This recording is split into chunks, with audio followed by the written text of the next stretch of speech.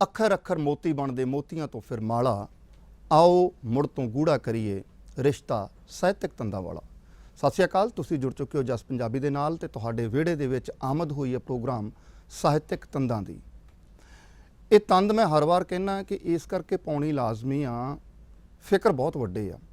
ਫਿਕਰ ਦਰਪੇਸ਼ ਭਾਸ਼ਾ ਨੂੰ ਵੀ ਨੇ, ਬੋਲੀ ਨੂੰ ਵੀ ਨੇ, ਲਿਪੀ ਨੂੰ ਵੀ ਨੇ। ਜਿਹੜਾ ਗੰਧਲਾਪਨ ਸਮਾਜ ਦੇ ਵਿੱਚ ਆ ਰਿਹਾ ਸਾਡੇ ਸੱਭਿਆਚਾਰਕ ਵੰਨਗੀਆਂ ਦੇ ਰਾਹੀਂ, ਖਾਸ ਤੌਰ ਦੇ ਉੱਤੇ ਜਦੋਂ ਮੈਂ ਗੀਤ ਸੰਗੀਤ ਦੀ ਗੱਲ ਕਰਦਾ ਜਾਂ ਆਪਾਂ ਜਦੋਂ ਗੀਤ ਸੰਗੀਤ ਦੀ ਗੱਲ ਕਰਦੇ ਹਾਂ, ਕੰਨਾਂ ਨੂੰ ਸੁਣਨ ਨੂੰ ਤਾਂ ਬੜੇ ਵਧੀਆ ਲੱਗਦੇ ਨੇ, ਕਿਉਂਕਿ ਉਸ ਦੇ ਵਿੱਚ ਸੰਗੀਤ ਨੂੰ ਇਸ ਤਰੀਕੇ ਨਾਲ ਲੈਅਬੱਧ ਕੀਤਾ ਹੁੰਦਾ ਕਿ ਉਹ ਵਜਰੇ ਜਿਹੜੇ ਢੋਲਕੀਆਂ ਛੈਣੇ ਉਹ ਤੁਹਾਨੂੰ ਕੁਛ ਦੇਰ ਲਈ ਪੁਰਸਕੂਨ ਕਰ ਸਕਦੇ ਆ, ਪਰ ਜੇਕਰ ਤੁਸੀਂ ਚਿਰ ਸਥਾਈ ਬਾਤ ਪਾਉਣੀ ਆ ਤਾਂ ਫਿਰ ਤੁਹਾਨੂੰ ਆਪਣੀਆਂ ਜੜ੍ਹਾਂ ਵੱਲ ਜਾਂ ਫਿਰ ਤੁਹਾਨੂੰ ਪੁਖਤਗੀ ਵੱਲ ਹੀ ਮੁੜਨਾ ਪਏਗਾ।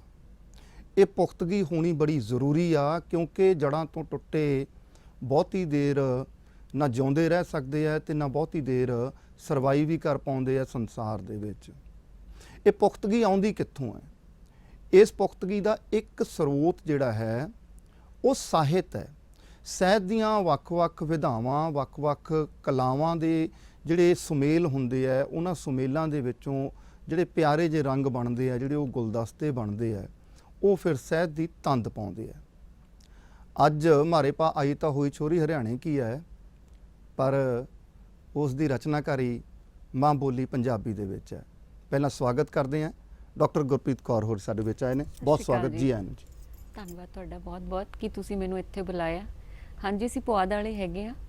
ਸਾਡੀ ਬੋਲੀ ਪੁਆਧੀ ਵੀ ਕਹਿ ਦਿੰਦੇ ਆ, ਗੰਮੜੀ ਵੀ ਕਹਿ ਦਿੰਦੇ ਆ, ਕੌਰਵੀ ਵੀ ਕਹਿ ਦਿੰਦੇ ਆ। ਕੌਰਵੀ ਵੀ ਕਹਿੰਦੇ ਆ। ਹਾਂਜੀ, ਵਜ੍ਹਾ ਇਹ ਹੈ ਕਿ ਜਦੋਂ ਪੁਆਧ ਤੁਸੀਂ ਇਹ ਕਹਿੰਦੇ ਜੀ ਪੁਆੜਾ ਜੀ, ਪੁਆੜਾ ਜਿਵੇਂ ਅਸੀਂ ਬੈਠੇ ਇਹ ਜਿਹਾ ਹਰਿਆਣੇ ਦਾ ਬਾਰਡਰ, ਪੰਜਾਬ ਦਾ ਬਾਰਡਰ, ਤੇ ਉੱਥੇ ਦੀ ਰਲਵੀਂ ਜੀ ਹਿੰਦੀ ਮਿਕਸ ਹੋ ਜਾਂਦੀ ਹੈ ਪੰਜਾਬੀ ਦੇ ਵਿੱਚ।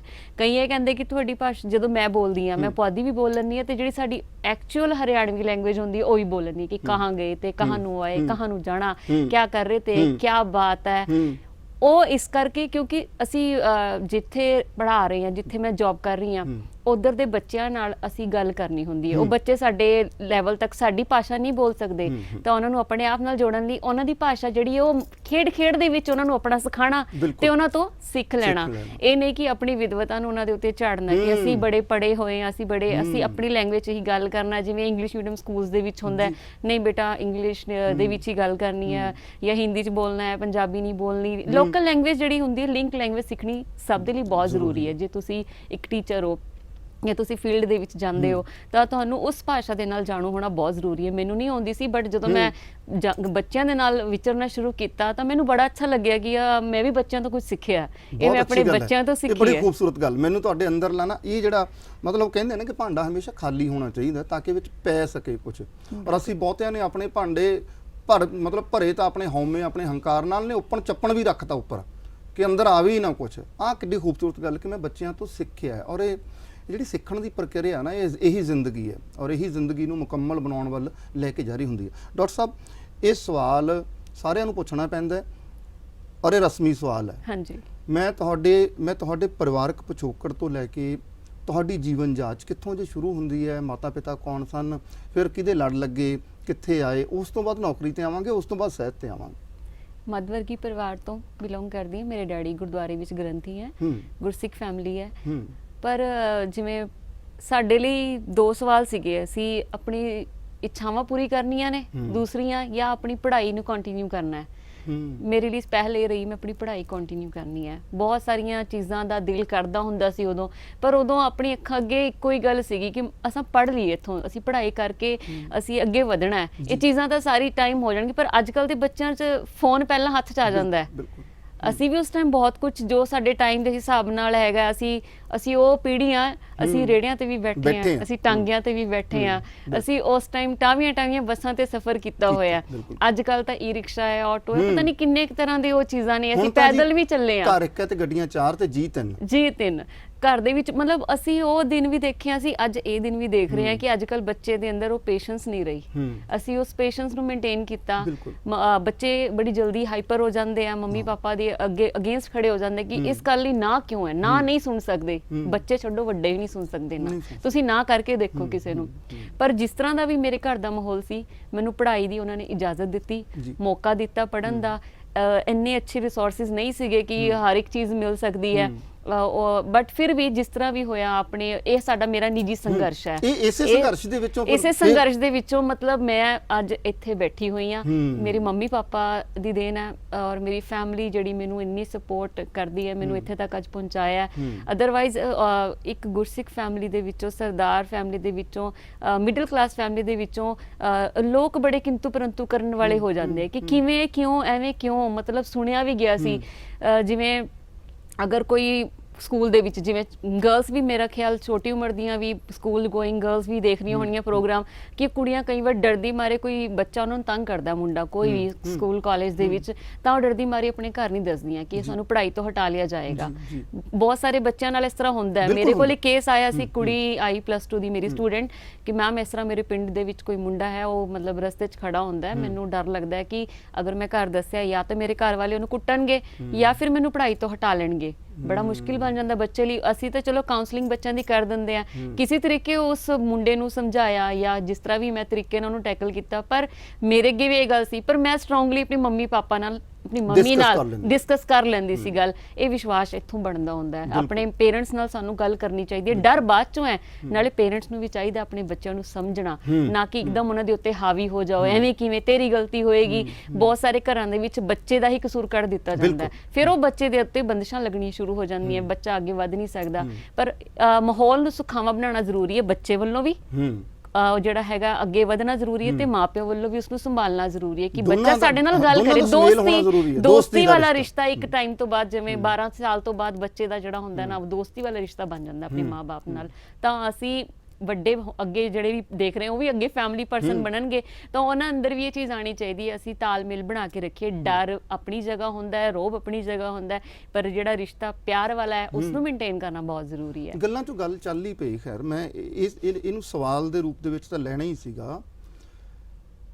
ਔਰਤ ਲਈ, ਕੁੜੀਆਂ ਲਈ ਬੇਸ਼ੱਕ ਅਸੀਂ ਇਹ ਗੱਲ ਕਹਿੰਦੇ ਹਾਂ ਕਿ ਅਸੀਂ 21ਵੀਂ ਸਦੀ ਦੇ ਵਿੱਚ ਹਾਂ, ਅਸੀਂ ਉਸ ਯੁੱਗ ਦੇ ਵਿੱਚ ਹਾਂ ਜਿੱਥੇ ਚੰਦ ਦੇ ਉੱਤੇ ਪੈਰ ਰੱਖ ਲਿਆ, ਅਸੀਂ ਮੰਗਲ ਗ੍ਰਹਿ ਤੇ ਵੀ ਪਹੁੰਚ ਗਏ, ਪਰ ਕੀ ਧਰਤੀ ਦੇ ਹਾਲਾਤ ਜਾਂ ਸਾਡੇ ਸਮਾਜ ਦੇ ਹਾਲਾਤ ਉਹ ਸੁਖਾਵੇਂ ਹੋ ਗਏ? ਇੱਕ ਕੁੜੀ ਲਈ, ਇੱਕ ਔਰਤ ਲਈ ਵਿਚਰ ਪਾਉਣਾ ਜਾਂ ਆਪਣੇ ਦਿਲ ਦੀ ਪਗਾਉਣੀ, ਮੈਂ ਉਸ ਮਾਮਲੇ 'ਚ ਕਹਿ ਰਿਹਾ ਕਿ ਜੋ ਕਰਨਾ ਚਾਹੁੰਦੀ ਹੈ, ਕਿ ਜ਼ਮੀਨੀ ਹਕੀਕਤ ਉਹੀ ਹੈ ਜੋ ਸਰਕਾਰਾਂ ਦਿਖਾਉਂਦੀਆਂ ਨੇ ਜਾਂ ਜੋ ਦਾਅਵੇ ਕੀਤੇ ਜਾਂਦੇ ਆ, ਜਾਂ ਉਸ ਤੋਂ ਵੱਖਰੀ ਹੈ? ਜ਼ਮੀਨੀ ਹਕੀਕਤ ਤਾਂ ਮੈਂ ਤੁਹਾਨੂੰ ਉੱਥੋਂ ਹੀ ਦੱਸ ਦਿੰਦੀ ਹਾਂ ਕਿ ਪਿੰਡ ਦੀ ਕੁੜੀ 11-12 ਵਜੇ ਘਰੋਂ ਬਾਹਰ ਜਾ ਸਕਦੀ ਹੈ। ਮੇਰੇ ਹੀ ਸਵਾਲ ਹੈ ਤੁਹਾਨੂੰ ਕਿ ਅਲਾਉਡ ਹੈ ਉਸਨੂੰ ਘਰ ਤੋਂ ਬਾਹਰ ਜਾਣਾ? ਚਲੋ ਸ਼ਹਿਰ ਦੇ ਵਿੱਚ 10-11 ਵਜੇ ਆਮ ਹੁੰਦਾ, ਅਸੀਂ ਵਿਚਰ ਸਕਦੇ ਹਾਂ, ਪਰ ਪਿੰਡ ਦੇ ਵਿੱਚ ਕੀ ਗੱਲ, ਮੇਰੇ ਖਿਆਲ 8 ਵਜੇ ਤੋਂ ਬਾਅਦ ਵੀ ਨਹੀਂ ਅਲਾਉਡ ਜਾਣਾ। ਇਹ ਜ਼ਮੀਨੀ ਹਕੀਕਤ ਦਾ ਪਹਿਲਾ ਜੋ ਮੈਂ ਤੁਹਾਨੂੰ ਆਇਨਾ ਦਿਖਾ ਰਹੀ ਹਾਂ। ਦੂਸਰਾ ਕਿ ਉਹਨੂੰ ਇਕੱਲੇ ਵਿਚਰਨ ਦੀ ਆਜ਼ਾਦੀ ਹੈ। ਹਾਲੇ ਤਾਂ ਮੈਂ ਘਰੋਂ ਬਾਹਰ ਪੈਰ ਪਾਉਣ ਦੀ ਗੱਲ ਕੀਤੀ ਹੈ, ਨਹੀਂ ਹੈ। ਸਾਨੂੰ ਜਾਨਵਰ ਨਹੀਂ ਟੁੱਟ ਕੇ ਪੈ ਰਹੇ, ਸਾਡੇ ਅੰਦਰਲਾ ਮਨੁੱਖ ਦੇ ਅੰਦਰ ਵਾਲਾ ਜਾਨਵਰ ਹੈ ਜਿਹੜਾ ਨਾ, ਉਹ ਜਾਨਵਰ ਵੀ ਨਹੀਂ ਕਵਾਂਗੀ, ਮਨੁੱਖ ਹੀ ਕਵਾਂਗੀ। ਉਹ ਵੈਸ਼ੀਪੁਣਾ ਜਿਹੜਾ ਹੈ ਉਹ ਇਹਨੂੰ ਸ਼ਿਕਾਰ ਬਣਾ ਰਿਹਾ, ਔਰ ਸ਼ਿਕਾਰ ਕਿਹਨੂੰ ਬਣਾ ਰਿਹਾ? ਔਰਤ ਨਹੀਂ, ਹਾਸ਼ੀਆਗਤ ਨੇ ਜਿਹੜੇ ਵੀ। ਹਾਸ਼ੀਆਗਤ ਦੇ ਵਿੱਚ ਹੁਣ ਤੁਸੀਂ ਬੱਚੇ ਵੀ ਲਗਾ ਸਕਦੇ, ਛੋਟੇ ਬੱਚੇ ਵੀ ਇਸ ਦਾ ਸ਼ਿਕਾਰ ਬਣ ਰਹੇ ਆ, ਬਜ਼ੁਰਗ ਵੀ ਬਣ ਰਹੇ ਨੇ। 60-70 ਸਾਲ ਦੀ ਬਜ਼ੁਰਗਾਂ ਦੇ ਔਰਤ ਦੇ ਨਾਲ ਵੀ ਇਸ ਤਰ੍ਹਾਂ ਦਾ ਕਾਰਾ ਹੋਇਆ ਸੀ। ਮੇਰੇ ਅੱਖੀਂ ਦੇਖੀ ਚੀਜ਼ ਹੈ। ਮੈਂ ਜੋ ਅਸੀਂ ਸਟੂਡੀਓ 'ਚ ਬੈਠੇ ਸੀ ਤਾਂ ਨਿਊਜ਼ ਆਈ ਉਸੇ ਟਾਈਮ ਕਿ ਇਸ ਤਰ੍ਹਾਂ ਗੁਰਕਸ਼ੇਤਰ ਦੇ ਵਿੱਚ ਇਸ ਤਰ੍ਹਾਂ ਦੀ ਘਟਨਾ ਵਾਪਰੀ ਹੈ। ਮੈਂ ਕਿਹਾ 60-70 ਸਾਲ ਦੀ ਮਾਤਾ ਦੇ ਨਾਲ ਵੀ ਇਸ ਤਰ੍ਹਾਂ ਹੋ ਰਿਹਾ। ਉਸ ਤੋਂ ਬਾਅਦ ਗਰੀਬਾਂ ਨਾਲ, ਮਜ਼ਲੂਮ ਜਿਹੜੇ ਹੁੰਦੇ ਨੇ, ਜਿਹੜੇ ਆਪਣੀ ਆਵਾਜ਼ ਬੁਲੰਦ ਨਹੀਂ ਕਰ ਸਕਦੇ, ਉਹਨਾਂ ਨਾਲ ਵੀ ਧੱਕੇਸ਼ਾਹੀ ਹੁੰਦੀ ਹੈ। ਹਾਲਾਤ ਦੇਖੋ ਨਾ, ਇੱਕ ਔਰਤ ਕਿੱਥੋਂ ਤੇ ਵਿਚਰ ਜਾਏਗੀ ਜਦੋਂ ਇਹ ਸਾਰੇ ਜਿਹੜੇ ਇੱਕ ਘੇਰੇ ਦੇ ਵਿੱਚ ਵਿਚਰ ਰਹੇ ਲੋਕ ਨੇ, ਉਹਨਾਂ ਲਈ ਸਾਹ ਲੈਣਾ ਵੀ ਮੁਸ਼ਕਲ ਹੋਇਆ ਪਿਆ। ਨਹੀਂ, ਹਾਲਾਤ ਸੁਖਾਵੇਂ ਬਿਲਕੁਲ ਵੀ ਨਹੀਂ ਹੈਗੇ। ਤੁਸੀਂ ਆਮ ਹੀ ਕਿਸੇ ਦੇ ਪਿੱਛੇ ਜਾਓ, ਕਿਸੇ ਕੁੜੀ ਨੂੰ ਕਹੋ ਤੂੰ ਅੱਗੇ ਚੱਲ, ਜਿੱਥੇ ਮੁੰਡੇ ਖੜੇ ਹੋਣਗੇ, ਮਜਾਲ ਹੈ ਮੁੰਡਾ ਉਸਨੂੰ ਕੁਝ ਨਹੀਂ ਬੋਲੇਗਾ, ਕਮੈਂਟ ਕਰੇ ਬਿਨਾ ਨਹੀਂ ਰਹੇਗਾ। ਕਿਉਂ ਨਹੀਂ ਰਹਿ ਰਿਹਾ? ਜੋ ਉਸਨੂੰ ਦਿਖਾਇਆ ਜਾ ਰਿਹਾ ਫੋਨ ਦੇ ਵਿੱਚ, ਜੋ ਉਸਨੂੰ ਟੀਵੀ ਦੇ ਵਿੱਚ ਦਿਖਾਇਆ ਜਾ ਰਿਹਾ, ਜਿਹੋ ਜਿਹਾ ਇੰਟਰਨੈਟ ਦਾ ਇਹ ਜ਼ਮਾਨਾ ਜਿਹਨੂੰ ਅਸੀਂ ਬੋਲਦੇ ਹਾਂ, ਇਸ ਨਵੀਂ ਸਦੀ ਹੈ, ਇਹ ਸਾਰਾ ਮੋਬਾਈਲਾਂ ਦੇ ਨਾਲ ਅਸੀਂ ਆਪਣੀ ਜ਼ਿੰਦਗੀ ਅੱਗੇ ਵਧਾਣੀ ਹੈ। ਹੁਣ ਆਨਲਾਈਨ ਕਲਾਸਿਸ ਇਹ ਉਹ ਸਭ ਕੁਝ ਮੋਬਾਈਲ ਦੇ ਉੱਤੇ ਚਲਾ ਗਿਆ, ਸੀਮਿਤ ਹੋ ਗਿਆ ਕਿ ਉਸ ਤੇ ਦਿਖਾਇਆ ਜਾ ਰਿਹਾ, ਸਾਰਾ ਕੁਝ ਫਿਲਟਰ ਹੋ ਕੇ ਬੱਚਿਆਂ ਤੱਕ ਆ ਰਿਹਾ। ਨੋ ਬਿਲਕੁਲ ਹਰ ਇੱਕ ਚੀਜ਼ ਤੁਹਾਡੇ ਲਈ ਓਪਨ ਪਈ ਹੋਈ ਹੈ। ਬੱਚਾ ਕਿਵੇਂ ਆਈਡੀ ਬਣਾਏਗਾ? ਬੱਚਾ ਗਲਤ ਇਨਫੋਰਮੇਸ਼ਨ ਦੇ ਕੇ ਆਈਡੀ ਕ੍ਰੀਏਟ ਕਰ ਸਕਦਾ ਹੈ। ਕਿਹੜਾ ਤੁਸੀਂ ਫੇਸਬੁੱਕ ਆਈਡੀ ਦੇ ਉੱਤੇ ਕਿਹੜਾ ਆਧਾਰ ਕਾਰਡ ਮੰਗਿਆ ਜਾਂਦਾ ਹੈ, ਕਿਹੜੀ ਆਈਡੀ ਪ੍ਰੂਫ ਦੇ ਨਾਲ ਫੇਸਬੁੱਕ ਆਈਡੀ ਬਣਦੀ ਹੈ, ਐਵੇਂ ਬਣ ਜਾਂਦੀ ਹੈ। ਬਹੁਤ ਗੰਭੀਰ ਨੇ ਪਿਆਰੇ ਦਰਸ਼ਕੋ। ਜੇ ਡਾਕਟਰ ਗੁਰਪ੍ਰੀਤ ਹੋਰਾਂ ਦੇ ਨਾਲ ਅਸੀਂ ਸਾਹਿਤਕ ਤੰਦ ਦੇ ਵਿੱਚ ਇਹ ਤੰਦ ਦੀ ਲੜੀ ਫੜਨ ਦੀ ਕੋਸ਼ਿਸ਼ ਕਰ ਰਹੇ ਹਾਂ, ਬੜੀ ਮਹੱਤਵਪੂਰਨ ਹੈ। ਇਹ ਮਹੱਤਵਪੂਰਨ ਇਸ ਕਰਕੇ ਆ ਕਿ ਜਿੱਡੀਆਂ ਮਰਜ਼ੀ ਅਸੀਂ ਡੀਂਗਾ ਮਾਰ ਲਈਏ, ਇਹ ਸ਼ੀਸ਼ਾ ਦਿਖਾਉਣ ਵਾਲੀ ਗੱਲ ਹੈ ਜਿਹੜੀ ਗੱਲ ਮੈਡਮ ਗੁਰਪ੍ਰੀਤ ਹੋਰੀ ਕਰ ਰਹੇ ਨੇ। ਮੈਂ ਹਾਲਾਂਕਿ ਬ੍ਰੇਕ ਤੋਂ ਜਾਣ ਤੋਂ ਪਹਿਲਾਂ ਫਿਰ ਵੀ ਉਹ ਜਿਹੜਾ ਜ਼ਿਕਰ ਮੈਡਮ ਨੇ ਕੀਤਾ ਕਿ 60-70 ਸਾਲ ਦੀ ਬਜ਼ੁਰਗ ਬੀਬੀ ਨਾਲ ਵੀ ਇਹ ਕੁਝ ਵਾਪਰ ਰਿਹਾ। ਛੋਟੀਆਂ ਬੱਚੀਆਂ, ਜਿਹੜੀ 2-2.5 ਸਾਲ ਦੀ ਬੱਚੀ ਜਿਹਨੂੰ ਇਹ ਨਹੀਂ ਪਤਾ ਕਿ ਉਹ ਕੁੜੀ ਹੈ ਜਾਂ ਮੁੰਡਾ, ਉਹ ਕੌਣ ਹੈ, ਉਹਦਾ ਲਿੰਗ ਕੀ ਹੈ, ਉਹਨੂੰ ਨਹੀਂ ਪਤਾ ਉਹ ਬੱਚੇ ਦਾ ਬੱਚਾ ਹੈ। 26 ਜਨਵਰੀ ਗਣਤੰਤਰ ਦਿਵਸ ਵਾਲੇ ਦਿਨ ਦਿੱਲੀ ਦੇ ਵਿੱਚ ਫੇਰ ਕੀ ਵਾਪਰਿਆ? ਇਹ ਸਵਾਲ ਬਹੁਤ ਵੱਡਾ ਹੈ ਔਰ ਇਹ ਸਵਾਲ ਚੁੱਕਣਾ ਸਾਡੇ ਲਈ ਬੜਾ ਲਾਜ਼ਮੀ ਹੈ। ਪਰ ਫਿਲਹਾਲ ਵਕਤ ਇੱਕ ਛੋਟੇ ਬ੍ਰੇਕ ਦਾ। ਬ੍ਰੇਕ ਤੇ ਅਗਲੇਰੇ ਪਾਰ ਸਾਹਿਤਕ ਤੰਦਾਂ ਦੇ ਵਿੱਚ ਡਾਕਟਰ ਗੁਰਪ੍ਰੀਤ ਹੋਰਾਂ ਨਾਲ ਸਾਹਿਤ ਦੀ ਤੰਦ ਨੂੰ ਜੋੜਨ ਦੀ ਫਿਰ ਤੋਂ ਕੋਸ਼ਿਸ਼ ਕਰਾਂਗੇ। ਮਿਲਦੇ ਹਾਂ ਬ੍ਰੇਕ ਤੋਂ ਅਗਲੇ ਪਾਰ। ਬ੍ਰੇਕ ਤੋਂ ਬਾਅਦ ਮੁੜ ਤੁਹਾਡਾ ਸਵਾਗਤ ਹੈ।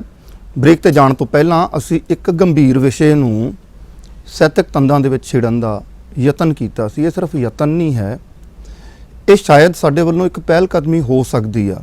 ਸਾਡੀ ਗੱਲ ਕਰਨ ਨਾਲ 100 ਦੇ ਵਿੱਚੋਂ ਜੇਕਰ 2 ਨੂੰ ਵੀ ਰੋਸ਼ਨੀ ਹੋ ਗਈ ਜਾਂ ਚਾਨਣਾ ਹੋ ਗਿਆ ਜਾਂ ਸਮਝ ਆ ਗਈ, ਅਸੀਂ ਸਮਝਾਂਗੇ ਕਿ ਸਾਡੀ ਗੱਲ ਕਰਨੀ ਸਾਰਥਕ ਹੈ।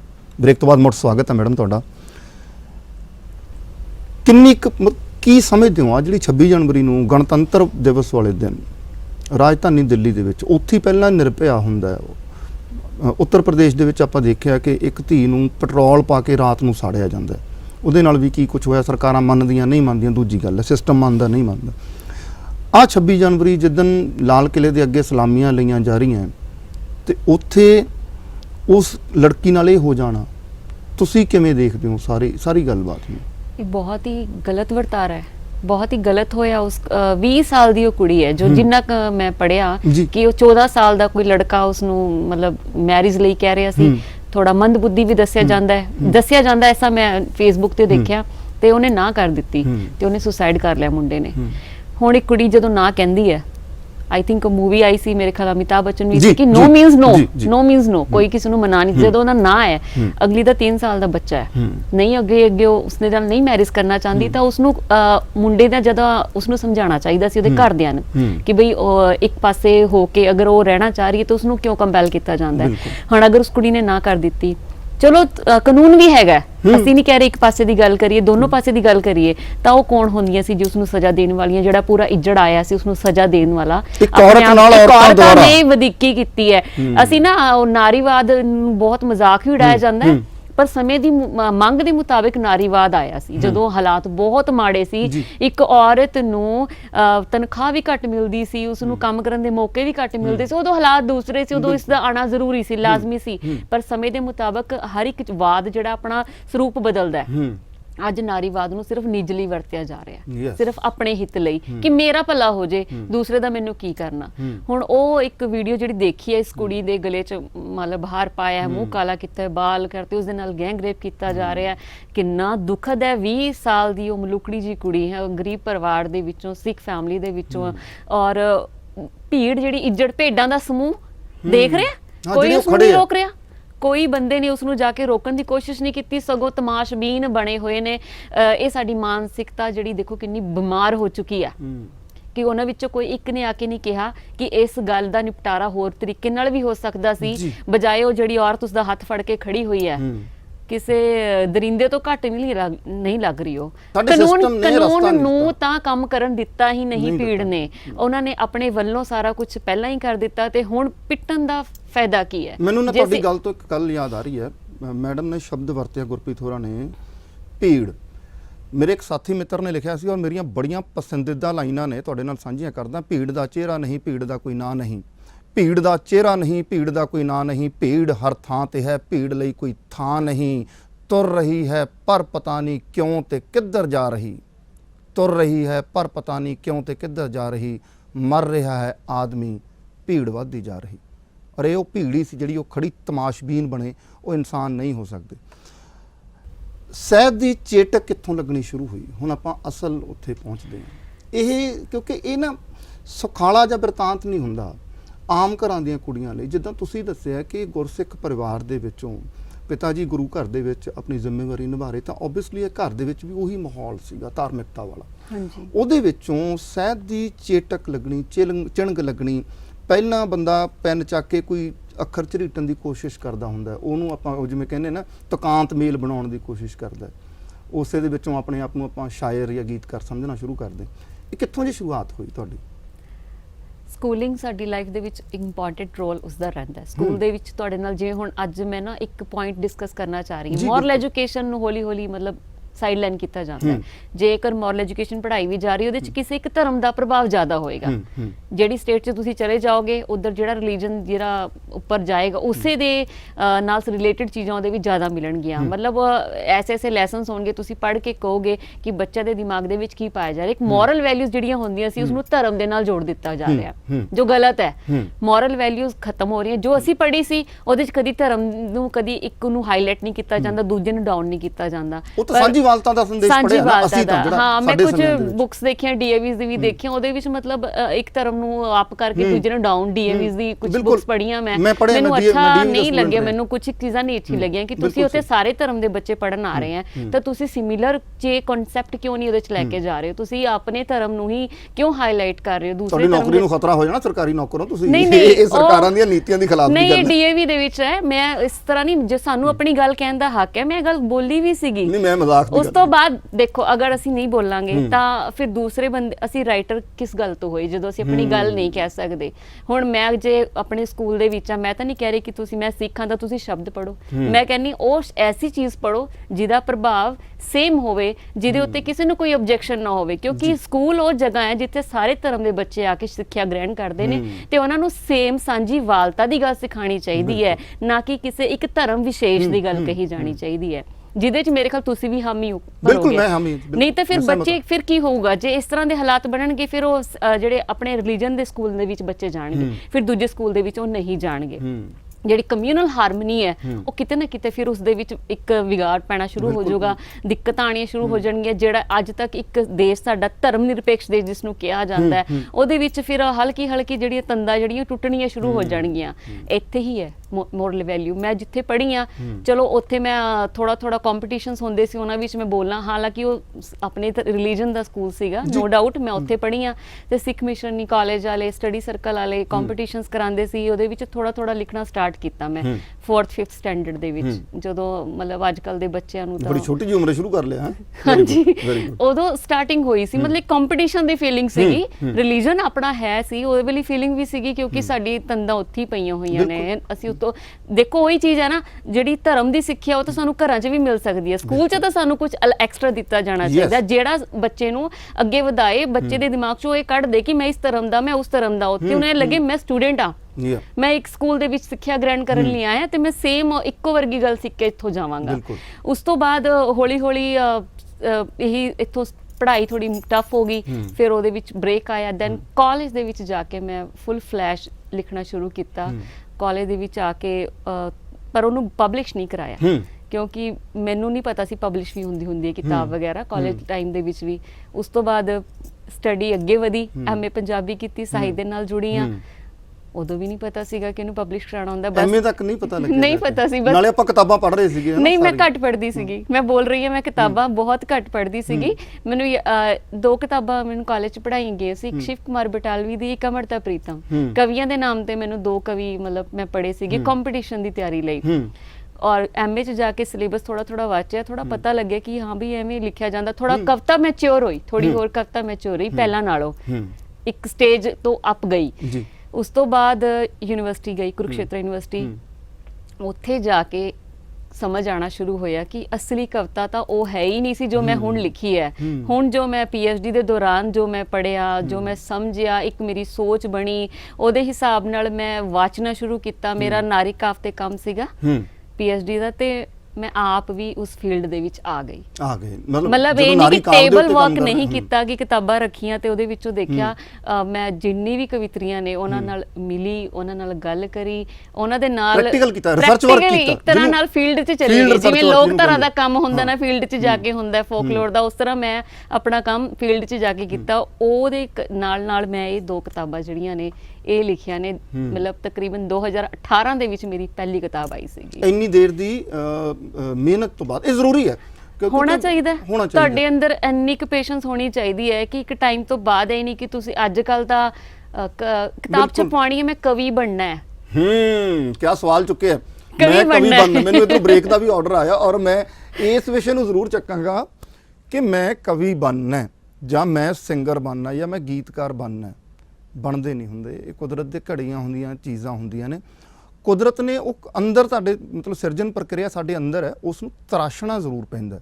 ਉਸ ਦੇ ਲਈ ਗੁਰੂ ਦੀ ਵੀ ਜ਼ਰੂਰਤ ਹੁੰਦੀ ਹੈ, ਉਸ ਲਈ ਸਹਿਤ ਦੀ ਵੀ ਜ਼ਰੂਰਤ ਹੁੰਦੀ ਹੈ, ਉਸ ਲਈ ਇਸ ਮਿਹਨਤ ਦੀ ਜ਼ਰੂਰਤ ਹੈ ਜਿਹੜੀ ਮਿਹਨਤ ਸਿਰਫ ਦਫ਼ਤਰ 'ਚ ਬੈਠ ਕੇ ਜਾਂ ਕਮਰੇ 'ਚ ਬੈਠ ਕੇ ਕਿਤਾਬਾਂ ਨਾਲ ਮੱਥਾ ਮਾਰ ਕੇ ਨਹੀਂ ਹੁੰਦੀ। ਜਿਵੇਂ ਪ੍ਰੈਕਟੀਕਲੀ ਡਾਕਟਰ ਗੁਰਪ੍ਰੀਤ ਹੋਰਾਂ ਨੇ ਪੰਜਾਬ ਦੀਆਂ ਜਾਂ ਜਿਹੜੀਆਂ ਵੀ ਕਵਿਤਰੀਆਂ ਦੇ ਉੱਤੇ ਇਹਨਾਂ ਦਾ ਕੰਮ ਸੀਗਾ, ਉਹਨਾਂ ਨੂੰ ਜਾ ਕੇ ਫੀਲਡ ਦੇ ਵਿੱਚ ਲੱਭਿਆ, ਫੜਿਆ, ਉਹਨਾਂ ਦੀ ਜੀਵਨ ਜਾਂਚ ਤੋਂ ਲੈ ਕੇ ਉਹਨਾਂ ਦੇ ਕੰਮ ਦੀ ਜਾਂਚ ਦਾ ਮੁਲਾਂਕਣ ਕੀਤਾ, ਫਿਰ ਕਿਤੇ ਜਾ ਕੇ ਕਵਿਤਰੀ ਦੇ ਰੂਪ ਦੇ ਵਿੱਚ ਸਾਡੇ ਸਾਹਮਣੇ ਆਏ।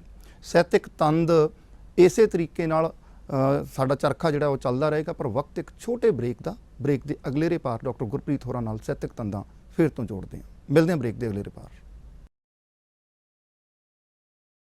ਬ੍ਰੇਕ ਤੋਂ ਬਾਅਦ ਮੁੜ ਤੁਹਾਡਾ ਸਵਾਗਤ ਤੇ ਸਾਹਿਤਕ ਤੰਦਾਂ ਪ੍ਰੋਗਰਾਮ। ਡਾਕਟਰ ਗੁਰਪ੍ਰੀਤ ਹੋਰੀ ਸਾਡੇ ਨਾਲ ਪਹੁੰਚੇ ਹੋਏ ਨੇ। ਪੁਆਧ ਕਹਿ ਲਈਏ, ਹਰਿਆਣਵੀ ਕਹਿ ਲਈਏ, ਪਰ ਕੁੜੀ ਤਾਂ ਸਾਡੀ ਪੰਜਾਬੀ ਹੈ ਤੇ ਗੱਲਾਂ ਬਾਤਾਂ ਪੰਜਾਬੀ ਦੇ ਵਿੱਚ ਬਹੁਤ ਖੂਬਸੂਰਤ ਚੱਲ ਰਹੀਆਂ ਨੇ। ਗੱਲਾਂ ਵੀ ਖੂਬਸੂਰਤ ਹੁੰਦੀਆਂ ਨੇ, ਸਿਰਫ ਚਿਹਰੇ ਨਹੀਂ ਹੁੰਦੇ ਕਿ ਨਹੀਂ? ਮੈਂ ਸਹੀ ਕਿਹਾ ਜੀ? ਹਾਂਜੀ, ਬਹੁਤ ਵਧੀਆ। ਆਓ ਫਿਰ ਹੁਣ ਆਪਾਂ ਸਾਹਿਤ ਦੀ ਸਾਂਝ ਪਾਉਂਦੇ ਹਾਂ। 2 ਪੁਸਤਕਾਂ ਡਾਕਟਰ ਗੁਰਪ੍ਰੀਤ ਹੋਰਾਂ ਦੀਆਂ ਆਈਆਂ। ਇਹ ਦੂਸਰੇ ਵਾਲੀ ਪੁਸਤਕ ਹੈ ਔਰ ਇਸ ਦਾ ਨਾਮ ਹੈ ਕਿ ਖੁਸ਼ਬੂ ਕੈਦ ਨਹੀਂ ਹੁੰਦੀ, ਚੋਰੀਆਂ ਯਾਰੀਆਂ ਤੇ ਖੁਸ਼ਬੂਆਂ ਕਿੱਥੇ ਲੁਕੋਈਆਂ ਲੁਕਦੀਆਂ ਕਿ ਨਹੀਂ? ਹਾਂਜੀ, ਸਾਡੇ ਬਜ਼ੁਰਗਾਂ ਨੇ ਐਵੇਂ ਨਹੀਂ ਕਿਹਾ ਹੈਗਾ। ਤੇ ਇਹਦਾ ਵੀ ਕਿੱਡਾ ਪਿਆਰਾ। ਉਹ ਜਿੱਦਾਂ ਕਈ ਗੀਤ ਬਣਿਆ, ਆ ਬਹਿ ਜਾ 2 ਗੱਲਾਂ ਕਰੀਏ, ਆ ਗੱਲਾਂ ਕਰੀਏ। ਔਰ ਗੱਲ ਹੋਣੀ ਬੜੀ ਮਹੱਤਵਪੂਰਨ ਹੈ। ਜੇਕਰ ਗੱਲ ਨਹੀਂ ਤੁਰੇਗੀ ਤਾਂ ਅਸੀਂ ਸਮਾਜ ਦੇ ਵਿੱਚ ਵਿਚਰ ਨਹੀਂ ਸਕਦੇ ਔਰ ਨਾ ਹੀ ਅਸੀਂ ਮਸਲੇ ਉਠਾ ਸਕਦੇ ਹਾਂ। ਮਸਲੇ ਉਠਾਉਣੇ ਮੈਨੂੰ ਲੱਗਦਾ ਇਸ ਕਰਕੇ ਲਾਜ਼ਮੀ ਹੁੰਦੇ ਆ ਕਿ ਕੋਈ ਮਸਲਾ ਉਠਾਵਾਂਗੇ ਗੱਲ ਕਰਕੇ ਤਾਂ ਸ਼ਾਇਦ ਉਹ ਆਪਣੀ ਹੋਣੀ ਵੱਲ ਚਲਿਆ ਜਾਵੇ ਜਾਂ ਉਸ ਦੇ ਹੱਲ ਵੱਲ ਚਲਿਆ ਜਾਵੇ। ਇਹ ਪਹਿਲੀ ਪੁਸਤਕ ਹੈ ਜਿਹੜੀ ਡਾਕਟਰ ਗੁਰਪ੍ਰੀਤ ਹੋਰਾਂ ਦੀ ਆਈ ਸੀ, ਆ ਗੱਲਾਂ ਕਰੀਏ। ਇਹ ਦੋਵੇਂ ਕਿਤਾਬਾਂ ਤੁਸੀਂ ਜਦੋਂ ਵੀ ਚਾਹੋਗੇ ਤੁਹਾਨੂੰ ਜਸ ਪੰਜਾਬੀ ਦੇ ਰਾਹੀਂ ਜਾਂ ਸਿੱਧੇ ਤੌਰ ਦੇ ਉੱਤੇ ਡਾਕਟਰ ਗੁਰਪ੍ਰੀਤ ਹੋਰਾਂ ਦੇ ਰਾਹੀਂ ਤੁਹਾਨੂੰ ਤੁਹਾਡੇ ਘਰ ਦੇ ਵਿੱਚ ਪਹੁੰਚ ਜਾਣਗੀਆਂ ਤੇ ਤੁਸੀਂ ਆਪ ਇਹਨਾਂ ਪੁਸਤਕਾਂ ਦਾ, ਇਸ ਕਾਵਿ ਸ਼ਾਸਤਰ ਦਾ ਆਨੰਦ ਮਾਣੋ ਅਤੇ ਅੱਗੇ ਚੇਟਕ ਕਿਤਾਬ ਰੂਪੀ ਆਪਣੇ ਬੱਚਿਆਂ ਨੂੰ ਵੀ ਲਾਓ ਤੇ ਸਮਾਜ ਦੇ ਵਿੱਚ ਵੀ ਲਾਓ। ਡਾਕਟਰ ਸਾਹਿਬ ਆਓ ਫਿਰ ਹੁਣ ਸਾਹਿਤ ਦੀ ਸਾਂਝ ਪਾਈਏ। ਤੁਹਾਡੀਆਂ ਕੋਈ ਰਚਨਾ ਸਾਂਝੀ ਕਰੋ। ਹਾਂਜੀ, ਮਤਲਬ ਮੈਂ ਤਾਂ ਚਾਹੁੰਦਾ ਸਾਰੀਆਂ ਹੀ, ਪਰ ਉਹ ਸਮਾਂ ਨਹੀਂ ਕੁਝ ਸਮੇਂ ਦੇ ਹਿਸਾਬ ਨਾਲ ਜੋ ਲੱਗੇ ਨਾ। ਮੈਂ ਅੱਜ ਦੇ ਸਮੇਂ ਦੇ ਮੁਤਾਬਕ ਕਵਿਤਾ ਹੈਗੀ ਹੈ। ਹਾਂ, ਜੋ ਕੁਝ ਸਾਡੇ ਸਮਾਜ ਦੇ ਵਿੱਚ ਚੱਲ ਰਿਹਾ। ਜ਼ਿੰਦਾ ਹਾਂ, ਜ਼ਿੰਦਾ ਹਾਂ, ਜ਼ਿੰਦਾ, ਮੁਰਦਾ ਨਹੀਂ, ਜ਼ਿੰਦਾ ਹਾਂ, ਪੁੰਗਰਦੇ ਨੇ ਖਿਆਲ, ਆਉਂਦੇ ਨੇ ਸਵਾਲ ਅਨੇਕਾਂ, ਚੁੱਪ ਨਹੀਂ ਰਿਹਾ ਜਾਂਦਾ, ਵਾਰ-ਵਾਰ ਬੋਲਿਆ ਜਾਂਦਾ ਉਹੀ ਜੋ ਵਰਜਿਤ ਹੈ, ਕਾਪੀਰਾਈਟ ਹੈ ਕਿਸੇ ਦਾ, ਵੈਰੀ ਗੁੱਡ, ਡਰ ਹੈ ਬੋਲਾਂ ਨੂੰ ਰੋਕ ਨਾ ਦਿੱਤਾ ਜਾਵੇ, ਹਰਫ ਆਜ਼ਾਦ ਪਰਿੰਦੇ ਨਹੀਂ ਰਹੇ, ਥੋੜੇ ਥੋੜੇ ਖੰਭ ਕੁਤਰ ਦਿੱਤੇ ਨੇ ਲੰਬੀ ਉਡਾਰੀ ਤੋਂ ਰੋਕਣ ਲਈ, ਤੇ ਸੀਟੀ ਦੇ ਵੱਜਦਿਆਂ ਪਿੰਜਰੇ 'ਚ ਆਉਣਾ ਜ਼ਰੂਰੀ ਹੁੰਦਾ, ਪਰ ਫਿਰ ਵੀ ਕਦੇ ਕਦੇ ਉਡਾਰੀ ਲਾਈ ਲੈਂਦੇ ਹਾਂ ਉਮੀਦ ਨਾਲ, ਹੌਸਲੇ ਨਾਲ, ਮਨ ਹੀ ਮਨ ਅੰਦਰ ਸੋਚਦੇ ਹਾਂ ਕਦੇ ਤਾਂ ਸਵੇਰ ਹੋਵੇਗੀ, ਨਹੀਂ ਤਾਂ ਇਸ ਕਾਲਖ ਨੂੰ ਆਪਣੇ ਹੱਥੀਂ ਧੋ ਦਿਆਂਗੇ, ਨਹੀਂ ਤਾਂ ਇਸ ਕਾਲਖ ਨੂੰ ਆਪਣੇ ਹੱਥੀਂ ਧੋ ਦਿਆਂਗੇ। ਇਹ ਇਸ ਰਚਨਾ ਦੇ ਵਿੱਚੋਂ ਮਤਲਬ ਇਹ ਉਹੀ ਕੁਛ ਹੈ ਜੋ ਕੁਛ ਜਿਹੜੀ ਆਪਾਂ ਗੱਲ ਕਰ ਰਹੇ ਸੀਗੇ, ਜੋ ਕੁਛ ਸਮਾਜ ਦੇ ਵਿੱਚ ਚੱਲ ਰਿਹਾ, ਔਰਤਾਂ ਪ੍ਰਤੀ ਜਿਹੜੇ ਨਜ਼ਰੀਏ ਨੇ ਜਾਂ ਸੁਸਾਇਟੀ ਦੇ ਵਿੱਚ, ਸਮਾਜ ਦੇ ਵਿੱਚ ਜਿਹੜੀ ਇੱਕ ਪਾੜਾ ਪਿਆ ਹੋਇਆ ਜਿਹੜਾ, ਬਿਲਕੁਲ ਉਸ ਪਾੜੇ ਦੀ ਗੱਲ ਵੀ ਤੁਸੀਂ ਇਸ ਜ਼ਿੰਦਾ ਹਾਂ ਦੇ ਵਿੱਚ ਕੀਤੀ ਹੈ। ਇਨਾਮ, ਇਕਰਾਮ, ਸਨਮਾਨ, ਤੁਸੀਂ ਕਿਉਂਕਿ ਹੁਣ ਬਕਾਇਦਾ ਤੌਰ ਦੇ ਉੱਤੇ ਸਾਹਿਤਕਾਰ ਦੇ ਤੌਰ ਦੇ ਉੱਤੇ ਵਿਚਰਦੇ ਹੋ, ਕਵੀ ਦਰਬਾਰਾਂ ਦੇ ਵਿੱਚ ਵੀ ਜਾਂਦੇ ਹੋ ਤੁਸੀਂ। ਹਾਂਜੀ। ਮੈਂ ਉਸ ਤਾਣੇ ਬਾਣੇ ਨੂੰ ਸਮਝਣਾ ਚਾਹੁੰਦਾ ਤੁਹਾਡੇ ਰਾਹੀਂ, ਕਿਉਂਕਿ ਤੁਸੀਂ ਨੌਜਵਾਨ ਕਵਿੱਤਰੀ ਹੋ। ਹਾਂਜੀ। ਉਹ ਤਾਣਾ ਬਾਣਾ ਜਿਹਾ ਕਿਵੇਂ ਹੁੰਦਾ ਹੈ? ਅਸੀਂ ਕਿਉਂਕਿ ਅਸੀਂ ਤਾਂ ਬਾਹਰ ਹੀ ਹਾਂ, ਅਸੀਂ ਭੁਗਤ ਭੋਗੀ ਨਹੀਂ ਹੈਗੇ। ਹਾਂਜੀ। ਤੁਸੀਂ ਦੱਸੋ ਕਿ ਇਹ ਜਿਹੜੇ ਸਨਮਾਨ ਵਾਲੇ ਸਿਸਟਮ ਹੁੰਦੇ ਨੇ ਕਿਵੇਂ ਹੁੰਦੇ ਨੇ? ਇਹ ਮੈਂ ਅਗਰ ਸਿੱਧੇ ਕਹਿਦਾ ਇੱਕ ਪੋਲਿਟਿਕਸ ਹੈ। ਕਿੱਦਾਂ? ਇਹ ਇੱਕ ਤਰ੍ਹਾਂ ਦੀ ਇਹ ਵੀ ਇੱਕ ਰਾਜਨੀਤੀ ਹੀ ਹੈ। ਉਹਦੇ ਲਈ ਮਤਲਬ ਦੇਖੋ, ਇਨਾਮ ਐਵੇਂ ਨਹੀਂ ਮਿਲਦੇ ਹੁੰਦੇ, ਬਹੁਤ ਸਾਰੀਆਂ ਗੱਲਾਂ ਹੁੰਦੀਆਂ ਨੇ। ਇਹ ਹਮੇਸ਼ਾ ਕੰਟਰੋਵਰਸ਼ੀਅਲ ਰਹਿੰਦੇ ਨੇ, ਕੋਈ ਨਾ ਕੋਈ ਕੰਟਰੋਵਰਸੀ ਕਿਸੇ ਨਾ ਕਿਸੇ ਇਨਾਮ ਨਾਲ ਜੁੜੀ ਰਹਿੰਦੀ ਹੈ। ਬਿਲਕੁਲ ਬਿਲਕੁਲ। ਪਰ ਸਾਹਿਤਕਾਰ ਹੋ ਕੇ ਇਨਾਮਾਂ ਦੇ ਉਹਦੇ ਵਿੱਚ ਆ ਕੇ ਤੁਸੀਂ ਰਾਜਨੀਤੀ ਦਾ ਸਹਾਰਾ ਲੈਂਦੇ ਹੋ, ਗਰੁੱਪ ਬਣਾਉਂਦੇ ਹੋ, ਇਹਨੂੰ ਕਹਿ ਉਹਨੂੰ ਕਹਿ, ਰੂਲਸ ਵੀ ਦਰਕਨਾਰ ਕਰ ਦਿੰਦੇ ਹੋ, ਜਿਹੜੇ ਰੂਲਸ ਹੁੰਦੇ ਉਸ ਤੋਂ ਅਗੇਂਸਟ ਚਲੇ ਜਾਂਦੇ ਹੋ।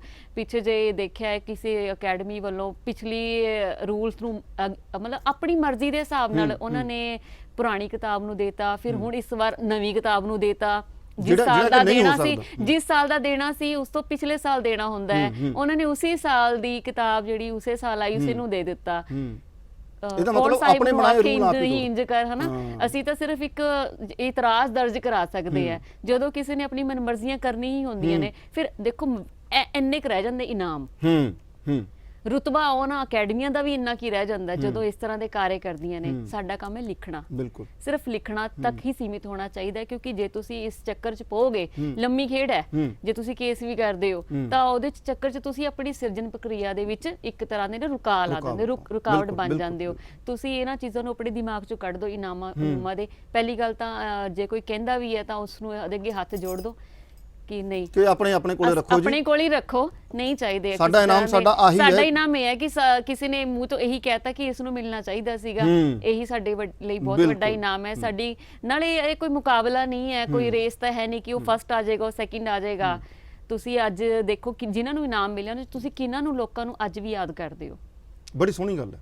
ਜਿਹੜੇ ਲੋਕਾਂ ਦੀ ਪਛਾਣ ਬਣਨੀ ਹੁੰਦੀ ਹੈ ਉਹ ਇਨਾਮਾਂ ਤੋਂ ਬਿਨਾਂ ਵੀ ਬਣ ਜਾਂਦੀ ਹੈ।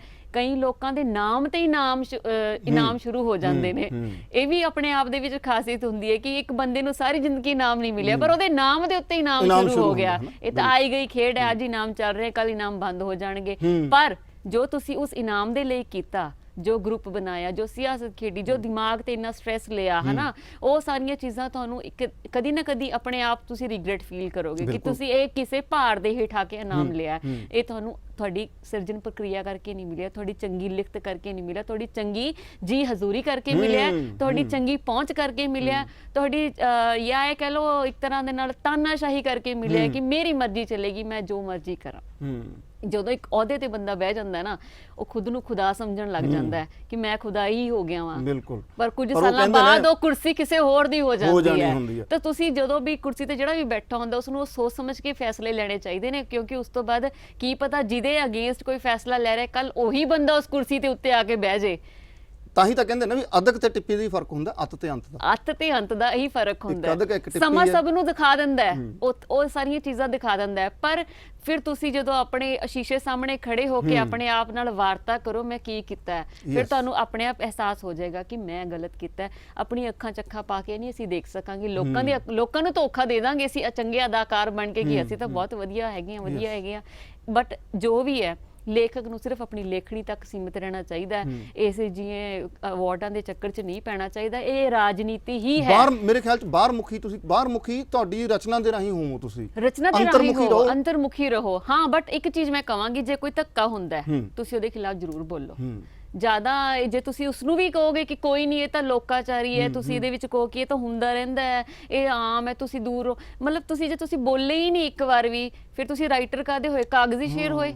ਜੇ ਤੁਸੀਂ ਆਪਣੇ ਨਾਲ ਹੁੰਦੀ ਇਨਜਸਟਿਸ ਦੇ ਖਿਲਾਫ ਆਪਣੀ ਆਵਾਜ਼ ਬੁਲੰਦ ਨਹੀਂ ਕਰਦੇ, ਫਿਰ ਤੁਹਾਡਾ ਇੱਕ ਵੱਡੇ ਚੰਗੇ ਲੇਖਕ ਦੇ ਤੌਰ ਤੇ ਨਾਮ ਹੋਣਾ ਵੀ ਤੁਹਾਡਾ ਮੇਰੇ ਹਿਸਾਬ ਨਾਲ ਇੱਕ ਸਵਾਲੀਆ ਨਿਸ਼ਾਨ ਹੀ ਲੱਗ ਜਾਂਦਾ ਹੈ ਕਿ ਤੁਸੀਂ ਤਾਂ ਲੇਖਕ ਦਾ ਮਤਲਬ ਇਹ ਹੁੰਦਾ ਕਿ ਲੋਕਾਂ ਦੇ ਆਵਾਜ਼ ਬਣਦਾ, ਲੋਕਾਂ ਦੇ ਦਿਲ ਦੀ ਆਵਾਜ਼ ਬਣਦਾ, ਆਪਣੇ ਦਿਲ ਦੀ ਆਵਾਜ਼ ਬਣਦਾ, ਉਹ ਸਮਾਜ ਦਾ ਸਹੀ ਸਰੂਪ ਲੋਕਾਂ ਸਾਹਮਣੇ ਲੈ ਕੇ ਆਉਂਦਾ ਹੈ। ਆਓ ਫਿਰ ਰਚਨਾ ਦੀ ਸਾਂਝ ਪਾਈਏ। ਰਚਨਾ ਮੈਂ ਔਰਤ ਨਾਲ ਸੰਬੰਧਿਤ ਪੜਾਂਗੀ। ਦਹਲੀਜ਼। ਨਾਲ ਦਹਲੀਜ਼ ਦੇ ਸਾਂਝ ਕੁਝ ਅਜਿਹੀ ਕਿਸ ਪਲ ਜਾ ਜੁੜੀ, ਹੋਂਦ ਮੇਰੀ ਕਦੇ ਉੱਥੇ ਪਿਓ ਪਿਆਰੇ ਨੂੰ, ਅੱਖਾਂ 'ਚ ਉਮੀਦ ਲੈ ਖਿਡੌਣਿਆਂ ਦੀ ਤੇ ਪਰਕਰਮਾ ਕਰਦੀ ਨਾਲ ਖੁਸ਼ੀ ਦੇ। ਵਕਤ ਲੰਘਿਆ ਮੈਂ ਬਦਲੀ, ਪਰ ਦਹਲੀਜ਼ ਅੱਜ ਵੀ ਉੱਥੇ ਖੜੀ। ਇਸ ਤੋਂ ਬਾਹਰ ਵੀਰੇ ਦਾ ਹੱਥ ਫੜ ਕੇ ਹੀ ਜਾ ਸਕਦੀ, ਇਕੱਲੇ ਨਹੀਂ ਹਰਦਮ ਉਡੀਕ ਕਰਦੀ ਉਸੇ ਦਹਲੀਜ਼। ਹੁਣ ਬਾਬਲ ਤੋੜ ਦਿੱਤਾ ਨਵੇਂ ਅਸਮਾਨਾਂ ਵੱਲ, ਪਰ ਖੁਦਾਇਆ ਇੱਥੇ ਵੀ ਉਹੀ ਦਹਲੀਜ਼ ਖੜੀ। ਪਿੰਜਰੇ ਦੀ ਕੂੰਜ ਨਵੇਂ ਪਿੰਜਰੇ ਪਾ ਦਿੱਤੀ, ਜਿਹਦੀ ਸਰਦਲ ਤੇ ਬਹਿ ਉਡੀਕਦੀ ਚੰਨ ਮਾਹੀ ਨੂੰ, ਪਰ ਚੰਨ ਮੱਸਿਆ ਦੇ ਚੰਨ ਵਾਂਗ ਨਜ਼ਰ ਹੀ ਆਉਂਦਾ। ਵਾਹ। ਤੇ ਮੈਂ ਨੀਂਦਰਾਂ ਵਿੱਚ ਤੱਕਦੀ ਖੁਦ ਨੂੰ ਦਹਲੀਜ਼ ਤੋਂ ਪਰੇ, ਹੱਸਦੀ ਖੇਡਦੀ ਨਾਲ ਸਖੀਆਂ, ਫਿਰ ਨੀਂਦ ਟੁੱਟਦੀ, ਅੱਖ ਖੁੱਲਦੀ। ਆਹ ਸੁਪਨਿਆਂ ਦੇ ਟੁੱਟਣ ਦਾ ਖੜਕਾ ਕਿੱਥੇ ਹੁੰਦਾ ਤੇ ਕਿੱਥੇ ਸੁਣਦਾ। ਕਦਮ ਮੇਰੇ ਹੁਣ ਵੀ ਸੁੰਗੜੇ ਹੋਏ, ਕਦਮ ਮੇਰੇ ਹੁਣ ਵੀ ਸੁੰਗੜੇ ਹੋਏ, ਰਾਹ ਵੇਖਦੇ ਤੇ ਤੁਰਦੇ ਰਾਖੇ ਦੇ ਮਗਰ ਮਗਰ। ਖੁਦ ਨਾਲ ਸੰਵਾਦ ਕਰ ਕਰ ਵਕਤ ਬੀਤ ਗਿਆ, ਇੰਤਜ਼ਾਰ ਕਰਦਿਆਂ ਨੈਣ ਥੱਕ ਗਏ। ਆਸ ਵੱਜੀ ਪੁੱਤਰ ਪਿਆਰੇ, ਅੱਖਾਂ ਦੇ ਤਾਰੇ, ਪੁੱਤਰ ਪਿਆਰੇ ਅੱਖਾਂ ਦੇ ਤਾਰੇ। ਹੁਣ ਤਾਂ ਆਸਾਂ ਪੂਰੀਆਂ ਹੋਣਗੀਆਂ, ਪੁੱਤਰ ਮੇਰਾ ਹੱਥ ਫੜ ਕੇ ਲੈ ਤੁਰਿਆ। ਮੈਂ ਖੁਸ਼ੀ ਦੇ ਹੰਝੂਆਂ 'ਚ ਵਹਿ ਤੁਰੀ ਤੇ ਲਿਆ ਖੜਾ ਕੀਤਾ ਨਵੀਂ ਦਹਲੀਜ਼, ਜਿੱਥੇ ਮੇਰੇ ਜਈਆਂ ਕਈ ਨਜ਼ਰਾਂ ਲੱਭ ਰਹੀਆਂ, ਉਡੀਕ ਰਹੀਆਂ, ਜੋ ਛੱਡ ਗਏ ਵਿਸਾਰ ਗਏ ਆਪਣੇ ਰਿਸ਼ਤਿਆਂ ਨਾਤਿਆਂ ਨੂੰ। ਭਾਵੇਂ ਇੱਥੇ ਆ ਕੇ ਲੱਗਿਆ ਜ਼ਿੰਦਗੀ ਰੁਕੀ, ਪਰ ਨਾਲ ਦਹਲੀਜ਼ ਦੇ ਕਦੇ ਸਾਂਝ ਨਾ ਮੁੱਕੀ, ਪਰ ਨਾਲ ਦਹਲੀਜ਼ ਦੇ ਕਦੇ ਸਾਂਝ ਨਾ ਮੁੱਕੀ। ਤੁਸੀਂ ਨਾ ਮੈਂ ਇਹਦੇ ਨਾਲ ਤੁਰ ਰਿਹਾ ਸੀਗਾ, ਦਹਲੀਜ਼ ਦੇ ਇਸ ਕਵਿਤਾ ਦੇ ਨਾਲ ਤੁਰ ਰਿਹਾ ਸੀ, ਤਾਂ ਸੱਚ ਜਾਣਿਓ ਮੈਨੂੰ ਮੇਰੀ 2.25 ਸਾਲ ਦੀ ਬੇਟੀ ਤੋਂ ਲੈ ਕੇ ਮੇਰੇ ਗੁਜ਼ਰ ਗਏ ਮਾਤਾ ਜੀ ਤੱਕ ਮੈਨੂੰ ਸਾਰੀ ਚੇਤਨ ਪ੍ਰਕਿਰਿਆ ਮੇਰੀ ਉਵੇਂ ਚੱਲੀ। ਤੁਸੀਂ ਦਹਲੀਜ਼ ਦੇ ਜ਼ਿਕਰ ਕਰ ਰਹੇ ਸੀਗੇ, ਹੁਣ ਮੈਂ ਕਿਉਂਕਿ ਇੱਕ ਬਾਬਲ ਵੀ ਹਾਂ, ਮੈਂ ਇੱਕ ਪਿਤਾ ਹਾਂ ਨਾ, ਮੇਰੀ 2.25 ਸਾਲ ਦੀ ਬੇਟੀ ਹੈ, ਮੈਂ ਉਸ ਨੂੰ ਵੀ ਦੇਖ ਰਿਹਾ ਤੇ ਮੈਂ ਆਪਣੀ ਬਿਰਧ ਮਾਤਾ ਨੂੰ ਵੀ ਦੇਖ ਰਿਹਾ ਸੀਗਾ। ਸਿਰਫ ਉਹ ਅਖੀਰਲਾ ਪੜਾਅ ਨਹੀਂ ਸੀ ਉਹਦੇ ਵਿੱਚ, ਪਰ ਉਸ ਪੜਾਅ ਨੂੰ ਵੀ ਅਸੀਂ ਜਾਣਦੇ ਹਾਂ, ਉਸ ਪੜਾਅ ਨੂੰ ਵੀ ਅਸੀਂ ਜਾਣਦੇ ਹਾਂ। ਇੱਦਾਂ ਨਹੀਂ ਹੋਣਾ ਚਾਹੀਦਾ ਸਾਡੇ ਬਜ਼ੁਰਗਾਂ ਨਾਲ ਜਿਹੜੀ ਆਹ ਬਾਤ ਪਾਈ ਹੈ। ਇੱਕ ਧੀ ਦਾ ਪਿਓ ਦੇ ਘਰ ਤੋਂ ਜਾ ਕੇ ਤੇ ਫਿਰ ਬਿਰਧ ਹੋਣ ਤੋਂ ਬਾਅਦ ਬਿਰਧ ਆਸ਼ਰਮਾਂ ਤੱਕ ਪਹੁੰਚਣਾ, ਇਹ ਸਾਡੇ ਮੱਥੇ ਦੇ ਉੱਤੇ ਕਲੰਕ ਹੈ। ਸੋ ਕਾਲਡ ਉਹ ਸਮਾਜ ਜਿਸ ਸਮਾਜ ਨੂੰ ਅਸੀਂ ਵਿਸ਼ਵ ਗੁਰੂ ਹੋਣ ਦਾ ਦਰਜਾ ਦੇਣ ਦੀ ਕੋਸ਼ਿਸ਼ ਕਰ ਰਹੇ ਹਾਂ। ਛੋਟੇ ਜਿਹੇ ਬ੍ਰੇਕ ਤੋਂ ਅਗਲੇ ਪਾਰ ਸਾਹਿਤ ਦੀ ਤੰਦ ਡਾਕਟਰ ਗੁਰਪ੍ਰੀਤ ਹੋਰਾਂ ਨਾਲ ਫਿਰ ਜੋੜਦੇ ਹਾਂ। ਬ੍ਰੇਕ ਤੋਂ ਬਾਅਦ ਮੁੜ ਤੁਹਾਡਾ ਸਵਾਗਤ ਹੈ ਤੇ ਪ੍ਰੋਗਰਾਮ ਚੱਲ ਰਿਹਾ ਸਾਹਿਤਕ ਤੰਦਾਂ ਤੇ ਸਾਹਿਤ ਦੀ ਤੰਦ ਅੱਜ ਅਸੀਂ ਪਾਈ ਹੈ ਡਾਕਟਰ ਗੁਰਪ੍ਰੀਤ ਹੋਰਾਂ ਨਾਲ। ਮੁੜ ਸਵਾਗਤ ਹੈ। ਆਪਾਂ ਕਿਉਂਕਿ ਵਕਤ ਦੇ ਬੱਧੇ ਹਾਂ ਤੇ ਮੈਂ ਚਾਹੁੰਦਾ ਕਿ ਇਸ ਹੁਣ ਦੇ ਸੈਗਮੈਂਟ ਦੇ ਵਿੱਚ ਸਾਰੀ ਗੱਲਬਾਤ ਤੁਹਾਡੀ ਕਾਵਿ ਰਚਨਾ ਦੀ ਔਰ ਤੁਹਾਡੀਆਂ ਕਵਿਤਾਵਾਂ ਦੀ ਹੋਵੇ। ਤਾਂ ਪੁਸਤਕ ਚੁੱਕੋ ਤੇ ਜੋ ਤੁਹਾਨੂੰ ਪਿਆਰਾ ਪਿਆਰਾ ਲੱਗਦਾ ਉਹ ਸਾਡੇ ਪਿਆਰੇ ਦਰਸ਼ਕਾਂ ਨਾਲ ਸਾਂਝ ਪਾਓ। ਠੀਕ ਹੈ ਜੀ, ਚਲੋ ਹੁਣ ਪਹਿਲੀ ਕਿਤਾਬ 'ਚ ਤਾਂ ਅਸੀਂ ਕੁਝ ਰਚਨਾਵਾਂ ਪੜ੍ਹ ਲਈਆਂ, ਕੁਝ ਸਮਾਜ ਦੇ ਹਕੀਕਤ ਨਾਲ ਰੂਬਰੂ ਹੋਏ ਆ। ਹੁਣ ਮੈਂ ਕਿਤਾਬ ਨਹੀਂ, ਵਿਸਰਦੀ ਜਾ ਰਹੀ ਦਿਲ 'ਚੋਂ ਤੇਰੇ, ਭੁੱਲਦੀ ਜਾ ਰਹੀ ਹਰ ਗੱਲ ਮੇਰੀ। ਮੈਂ ਕੋਈ ਕਿਤਾਬ ਨਹੀਂ ਜੋ ਪੜ੍ਹੀ ਤੇ ਪਰਾਂ ਰੱਖ ਦਿੱਤੀ। ਵਾਹ ਕੀ ਬਾਤ ਹੈ, ਬਹੁਤ ਖੂਬਸੂਰਤ। ਤੂੰ ਆਵਾਜ਼ ਮੇਰੀ, ਸੁਰ ਤੇਰੇ, ਰਾਗ ਪਿਆਰ ਦਾ, ਤਾਲ ਧੜਕਣ ਦੀ ਗੀਤ ਬਣ ਗਈ। ਸੜਜ ਤੋਂ ਨਿਸ਼ਾਦ, ਸੜਜ ਤੋਂ ਨਿਸ਼ਾਦ ਸੱਤ ਸੁਰਾਂ, ਤੇਰੇ ਤੋਂ ਸ਼ੁਰੂ ਮੰਦਰ ਤੋਂ ਤਾਰ ਸਭ ਤੱਕ। ਕੀ ਬਾਤ ਹੈ। ਤੂੰ ਹੀ ਤੂੰ ਰਾਗਾਂ ਦੀ ਰੂਹ, ਤੂੰ ਹੀ ਹੈ ਛੋਟਾ ਖਿਆਲ ਵੱਡਾ ਖਿਆਲ, ਧਰੁਪਤ ਤਮਾਰ, ਤੂੰ ਹੀ ਹੈ, ਤੂੰ ਹੀ ਹੈ। ਆ ਲੈ ਫੜ ਤੇਰੇ ਦਿੱਤੇ ਖੰਭ, ਨਾ ਮੰਗੇ ਸੀ ਨਾ ਲੋੜ ਹੈ ਮੈਨੂੰ। ਉਧਾਰ ਦੀ ਉਡਾਰੀ, ਉਧਾਰ ਦੇ ਖੰਭ, ਨਾ ਹੀ ਫੱਬਣ ਨਾ ਮਨਜ਼ੂਰ ਮੈਨੂੰ। ਕਿਸੇ ਆਸਰੇ ਉੱਡਣੋਂ ਆਪੇ ਤੁਰਨਾ ਚੰਗਾ, ਨਾ ਡਿੱਗਣ ਦਾ ਡਰ ਨਾ ਅਹਿਸਾਨ ਦਾ ਬੋਝ। ਨਾ ਡਿੱਗਣ ਦਾ ਡਰ, ਹਰ ਕੁੜੀ ਨੂੰ ਇਹਨਾਂ ਸ਼ਬਦਾਂ ਦੇ ਨਾਲ ਜੁੜਨਾ ਚਾਹੀਦਾ ਹੈ। ਹਰ ਕਿਸੇ ਨੂੰ ਇਹ ਆਪਣੇ ਅੰਦਰ ਧਾਰੋ ਕਿ ਕਿਸੇ ਦੇ ਉਧਾਰੇ ਖੰਭ ਨਹੀਂ ਲੈਣੇ, ਆਪਣੇ ਪੈਰ ਹੈਗੇ ਨੇ। ਹਾਂ ਤੁਰ ਲਾਂਗੇ, ਦੋ ਪੈਰ ਘੱਟ ਤੁਰ ਲਾਂਗੇ, ਪਰ ਮੜਕ ਦੇ ਨਾਲ ਤਾਂ ਤੁਰਿਆ ਜਾਊਗਾ ਨਾ। ਉਦੋਂ ਉਧਾਰੇ ਖੰਭ ਲੈ ਕੇ ਕਿਸੇ ਦੇ ਅਹਿਸਾਨ ਥੱਲੇ ਆ ਕੇ ਉਹੋ ਜਿਹਾ ਤੁਰਨਾ ਮੇਰੇ ਖਿਆਲ 'ਚ ਸਾਰਥਕ ਨਹੀਂ ਹੁੰਦਾ। ਬਹੁਤੀ ਦੇਰ ਵੀ ਨਹੀਂ ਚੱਲਦਾ ਹੈ ਉਹ ਤੁਰਨਾ। ਆਪਣੇ ਪੈਰਾਂ ਨਾਲ ਤੁਰਿਆ ਹੀ ਮੇਰੇ ਖਿਆਲ 'ਚ ਸਾਰਥਕ ਹੁੰਦਾ ਔਰ ਇਹੀ ਸੱਚਾਈ ਹੈ ਜੀ। ਪਹਿਚਾਣ ਕਵਿਤਾ ਬਾਰੇ ਬਹੁਤ ਕੁਝ ਕਹਿੰਦੇ। ਮੇਰੀ ਕਵਿਤਾ ਦੇ ਬੋਲ ਬੰਦੂਕ ਦੀ ਗੋਲੀ ਵਾਂਗ ਨਹੀਂ, ਜੋ ਠਾ ਵੱਜਣ ਤੇ ਅਸਰ ਛੱਡਣ। ਇਹ ਬਾਜ਼ਾਰ 'ਚ ਸਜਿਆ ਸਮਾਨ ਨਹੀਂ ਤੇ ਨਾ ਹੀ ਥਾਂ ਥਾਂ ਲੱਗਦੀ ਸੇਲ ਵਾਂਗ। ਇਹ ਉਸ ਬੂੰਦ ਵਾਂਗ ਜੋ ਟਪਕਦੇ ਆਪਣੀ ਥਾਂ ਬਣਾ ਲੈਂਦੀ, ਮਿੱਟੀ ਦੀ ਖੁਸ਼ਬੂ ਜਿਹੇ ਜੋ ਮਿੱਠਾ ਜਿਹਾ ਅਹਿਸਾਸ ਦਿੰਦੇ, ਕਿਸੇ ਜੰਗਲੀ ਫੁੱਲ ਦੇ ਬੂਟੇ ਵਾਂਗ ਜੋ ਵੱਧਦੇ ਰਹਿੰਦੇ ਆਪ ਮੁਹਾਰੇ, ਵੱਧਦੇ ਰਹਿੰਦੇ ਆਪ ਮੁਹਾਰੇ। ਇੱਕ ਮੈਂ ਹੋਰ ਜ਼ਿਕਰ ਸੁਣਿਆ ਸੀ ਕਿ ਤੁਸੀਂ ਗਾਉਂਦੇ ਵੀ ਹੋ। ਹਾਂਜੀ। ਔਰ ਮੈਂ ਚਾਹਾਂਗਾ ਕਿ ਉਹ ਸਾਂਝ ਵੀ ਜ਼ਰੂਰ ਪਾਈ ਜਾਵੇ ਕਿ ਸਿਖਰ ਤੇ ਲੈਬੱਧ ਹੋ ਕੇ ਸਿਖਰ ਤੇ ਪਹੁੰਚ ਸਿਖਰ ਤੇ ਠੀਕ ਹੈ। ਹਾਂਜੀ। ਨਾ ਪੁੱਛਿਆ ਕਰ ਹਾਲ ਮੌਸਮ ਦਾ, ਨਾ ਪੁੱਛਿਆ ਕਰ ਹਾਲ ਮੌਸਮ ਦਾ, ਜੋ ਪਲ ਪਲ ਰੂਪ ਵਟਾ ਜਾਂਦਾ, ਮੇਰੇ ਵਿਹੜੇ ਤਾਂ ਹੁੰਦੀ ਧੁੱਪ ਖਿੜਦੀ। ਅੱਜ ਕੱਲ ਮੌਸਮ ਦੇਖੋ ਨਾ, ਮੇਰੇ ਵਿਹੜੇ ਤਾਂ ਹੁੰਦੀ ਧੁੱਪ ਖਿੜਦੀ, ਤੂੰ ਪੁੱਛਦਾ ਤਾਂ ਬੱਦਲ ਛਾ ਜਾਂਦਾ। ਵਾਹ ਕੀ ਬਾਤ ਹੈ, ਤੂੰ ਪੁੱਛਦਾ ਤਾਂ ਬੱਦਲ ਛਾ ਜਾਂਦਾ। ਇਹ ਹੈ ਇਸ਼ਕ, ਇਹ ਇਸ਼ਕੇ ਦੀਆਂ ਬਾਤਾਂ ਨੇ, ਸੱਚੀ ਗੱਲ ਹੈ, ਇਦਾਂ ਹੀ ਹੁੰਦਾ ਹੈ ਨਾ। ਉਹੀ ਕਿ ਸਾਡੇ ਵੀ ਹਿੱਸੇ ਦੀ ਧੁੱਪ ਨੂੰ ਨਜ਼ਰ ਲੱਗ ਗਈ, ਉਹ ਤੁਹਾਡੇ ਵੱਲ ਜਿਵੇਂ ਕਹਿੰਦੇ ਧਾਰੇ ਕਨੀ ਬੱਦਲ ਹੋ ਰਿਹਾ ਤੇ ਮਾਰੇ ਕਨੀ ਤੋਂ ਧੁੱਪ ਨਿਕਲ ਰਹੀ ਹੈ, ਧੁੱਪ ਲੱਗ ਰਹੀ ਹੈ। ਅਗਲੀ ਹੈ, ਸਰਾਂ ਨਾ ਸਮਝੀ ਕਿ ਰਾਤ ਗਈ ਬਾਤ ਗਈ, ਅਗਲੀ ਸਵੇਰ ਜਦ ਤੂੰ ਤੁਰਨਾ ਉਦੋਂ ਮੈਂ ਵੀ ਨਾਲ ਹੀ ਤੁਰ ਪੈਣਾ, ਸਦਾ ਲਈ। ਸਦਾ ਲਈ, ਸਰਾਂ ਨਾ ਸਮਝੀ। ਹਾਂ ਬਿਲਕੁਲ। ਨਿੱਕੀਆਂ ਨੇ, ਕੁਝ ਜ਼ਿਆਦਾ ਮਤਲਬ ਵੱਡੀ ਕਵਿਤਾ ਨਹੀਂ ਮੈਂ ਸੁਣਾਵਾਂਗੀ ਤਾਂ ਕਿ ਮਾਹੌਲ ਅੱਛਾ ਬਣਿਆ ਰਹੇ। ਸਹਿਮਤੀ, ਇਹ ਤੂੰ ਹੁਲਾਰਾ ਦਿੰਦਾ ਤਾਂ ਪੀਂਗ ਅਸਮਾਨਾਂ ਨਾਲ ਸਾਂਝ ਪਾਉਂਦੀ, ਮੈਂ ਡਰਦੀ ਅੱਖਾਂ ਬੰਦ ਕਰਦੀ, ਹੋਸਾ ਨਾ ਤੇਰਾ ਲੈਂਦੀ, ਬਸ ਵੀ ਸੋਹਣਿਆ ਮੁੜ ਮੁੜ ਕਹਿੰਦੀ, ਸੁਣ ਖਿੜਖਿੜ ਹੱਸਦਾ ਤੱਕਦਾ ਫਿਰ ਕਹਿੰਦਾ, ਨਾਲ ਹਾਂ ਤੇਰੇ ਤਾਂ ਕਾਹਤੋਂ ਡਰਦੀ, ਗੱਲਾਂ ਵਿੱਚ ਤਾਂ ਦਲੇਰ ਸੀ ਬਣਦੀ, ਹੁਣ ਕਿਉਂ ਹਾੜੇ ਕੱਢਦੀ, ਮੁੜ ਅੱਖਾਂ ਭਰ ਜਾ ਤੱਕਦੀ ਤਾਂ ਨੇੜੇ ਆਉਂਦਾ, ਪੀਂਗ ਨੂੰ ਥੰਮਦਾ ਹੱਥ ਫੜਦਾ ਗੱਲ ਲਾਉਂਦਾ ਤੇ ਕਹਿੰਦਾ, ਚੱਲ ਹੁਣ ਆਪਾਂ ਅਸਮਾਨੀ ਸਤਰੰਗੀ ਪੀਂਗ ਝੂਟਾਂਗੇ, ਚੱਲ ਹੁਣ ਆਪਾਂ ਸਤਰੰਗੀ ਪੀਂਗ ਝੂਟਾਂਗੇ, ਚਿਹਰੇ ਤੇ ਲੈ ਮੁਸਕਰਾਹਟ, ਮੈਂ ਆਖਦੀ ਹਾਂ ਠੀਕ ਹੈ ਪਰ ਇੱਕ ਸ਼ਰਤ ਹੈ ਕਿ ਹੁਲਾਰਾ ਮੈਂ ਦੇਵਾਂਗੀ ਤੇ ਪੀਂਗ ਤੂੰ ਝੂਟੇਗਾ। ਉਹ ਸੁਣਦਾ ਤੇ ਕਹਿੰਦਾ ਅੱਜ ਕੱਲ ਆਮ ਹੈ ਜਵਾਬ ਨਾ, ਅਸੀਂ ਗੱਲ ਕਰਦੇ ਹਾਂ